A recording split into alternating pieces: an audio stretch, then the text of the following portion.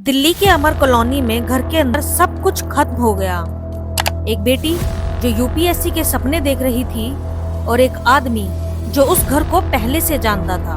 अमर colony में एक IRS Indian revenue services में पोस्टेड ऑफिसर की फैमिली रहती थी। अर्ली मॉर्निंग दोनों हस्बैंड वाइफ का जिम जाने का रूटीन था। रोज की तरह 21 अप्रैल 2026 को वो दोनों हस्बैंड वाइफ सुबह 6 बजे जिम के लिए निकले, लेकिन जब वो जिम से लौटे और घर में एंटर हुए तो मानो उनकी दुनिया ही उजड़ चुकी थी। घर के अंदर खून से लथपथ उनकी बेटी की लाश पड़ी थी। घर का लॉकर टूटा हुआ था, सामान इधर उधर बिखरा हुआ था। वो तुरंत बेटी को उठाकर हॉस्पिटल लेकर गए। हॉस्पिटल पहुंचने से पहले ही उसकी डेथ हो चुकी थी।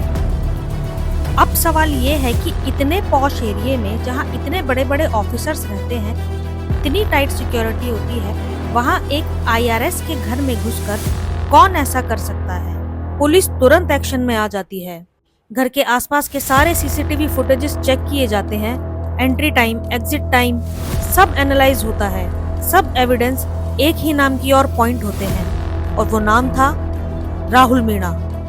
राहुल मीणा नाम का ये लड़का 19 साल का था, जिसने 12th क्लास में 92% के साथ एक अच्छा स्कोर किया था। राहुल अलवर का रहने वाला था।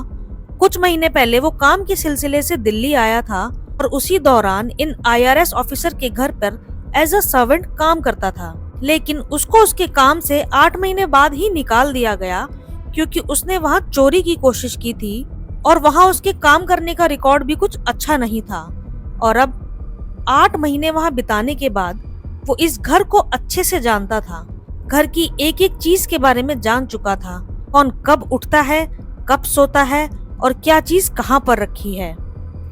दरअसल राहुल अलवर का रहने वाला था और उसको लूडो में पैसे लगाकर जुआ खेलने की लत थी। वो इधर उधर से उधार मांगकर लूडो खेला करता। उसने 5 लाख रुपए लूडो में जीते थे। राहुल का एक खास दोस्त था विष्णु।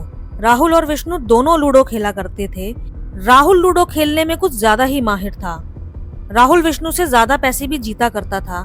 तो एक दिन लालच में आकर विष्णु ने राहुल को 90,000 रुपए दिए और कहा कि तुम खेलने में मुझसे ज्यादा बेटर हो तो तुम मेरी तरफ से ये 90,000 रुपए लगाकर लूडो खेलो। और राहुल भी खुशी खुशी मान गया। लेकिन शायद विष्णु का खेल ही नहीं बल्कि नसीब ही खराब था। उसने पैसे राहुल को दिए तो सही, लेकिन राहुल भी वो पैसे हारता चला गया। राहुल विष्णु के पूरे 90,000 रुपए लूडो में हार गया। अब विष्णु इससे फ्रस्ट्रेट हो गया और वो राहुल से अपने पैसे मांगने लगा। उसने कहा, तुमने मेरी इतनी बड़ी रकम डुबो दी है, अब कैसे भी करके मुझे मेरे 90,000 रुपए रिकवर करके दो। जब राहुल पर उधारी चुकाने का प्रेशर बना तो उसने अपने जीते हुए 5 लाख रुपए लगाकर लूडो खेलना शुरू कर दिया। और हैरानी की बात तो ये थी कि वो अपने जीते हुए 5 लाख रुपए भी हार गया। और ऐसे ही राहुल बर्बाद होता चला गया और उसको अपना फोन तक गिरवी रखना पड़ा। 21 अप्रैल की रात विष्णु को शादी में जाना था। राहुल और विष्णु दोनों उस रात साथ ही थे। दोनों बाइक पर शादी में जा रहे थे। जैसे ही लोकेशन के पास पहुंचे तो विष्णु ने कहा कि यहाँ पार्किंग की प्रॉब्लम होगी तो ये बाइक तुम मेरे घर पर छोड़ आओ। राहुल विष्णु के घर जाता है और दरवाजा नॉक करके कहता है विष्णु ने चाबी देने के लिए भेजा है।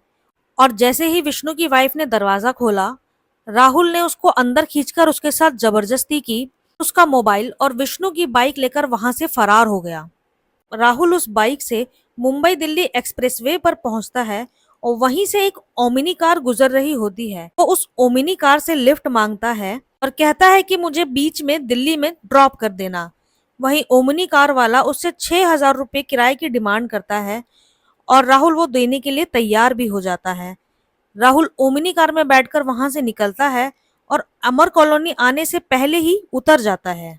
इस सीसीटीवी में आप देख सकते हैं कि राहुल मेन गेट से लगभग 6:28 पर एंट्री करता है और फिर वहां 2 लोगों से बात करने लगता है। जाहिर सी बात है, वो वहां 8 महीने काम कर चुका था तो उस एरिया के आसपास के लोग उसे जानते ही होंगे।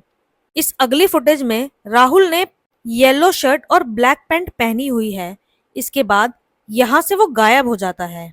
फिर 7:22 पर एक और सीसीटीवी फुटेज में वो दिखता है। यह सीसीटीवी उस आईआरएस के घर के बाहर का था, लेकिन इस 7:22 वाली फुटेज में और पहले वाली फुटेज में कुछ डिफरेंस था। पहले वाली फुटेज में राहुल ने ब्लैक पैंट पहनी थी और अब वो व्हाइट पैंट पहने निकल रहा था, और पहले उसने शूज पहने थे और अब यहाँ वो चप्पल में नजर आ रहा है। और तीसरा पॉइंट, पहले उसके पास कोई बैग नहीं था, वो खाली हाथ था, लेकिन इस फुटेज में उसके कंधे पर एक पिट्ठू बैग नजर आ रहा है। अब सवाल है कि उन 45 मिनट में आईआरएस ऑफिसर के घर में ऐसा क्या हुआ होगा।